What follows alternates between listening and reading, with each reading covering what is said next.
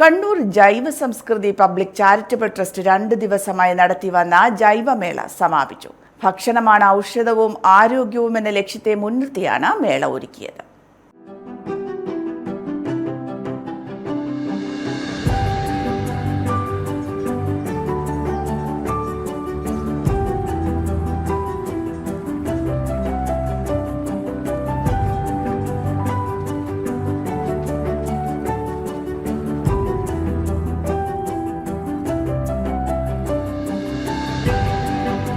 കഴിഞ്ഞ 15 വർഷത്തോളമായി കണ്ണൂർ നഗരത്തിന്റെ വിവിധ ഭാഗങ്ങളിൽ എല്ലാ മാസവും 2 ദിവസങ്ങളിലായി ജൈവമേള നടത്തിവരുന്നുണ്ട്. കൃഷിദീപം കാർഷിക സൊസൈറ്റിയുടെ പലതരം ചെടികൾ, മുളപ്പിച്ച പച്ചക്കറികൾ, പഴങ്ങൾ, പച്ചക്കറികൾ, ചക്ക വിഭവങ്ങൾ, പലതരം ധാന്യങ്ങൾ എന്നിവയാണ് മേളയിലെ വിരുന്നുകാർ.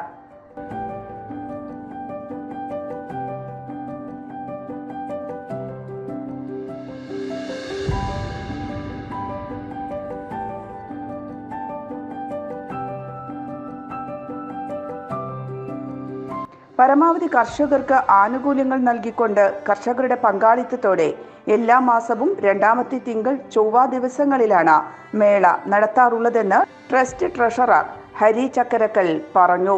ജൈവസംസ്കൃതി ഭക്ഷണമാണ് ഔഷധവും ആരോഗ്യവും എന്ന ലക്ഷ്യത്തെ മുൻനിർത്തിക്കൊണ്ടാണ് ഈ ഒരു പരിപാടി കഴിഞ്ഞ ഒരു 10-15 വർഷങ്ങളായിട്ട് ഇവിടെ നടന്നു വരുന്നത്.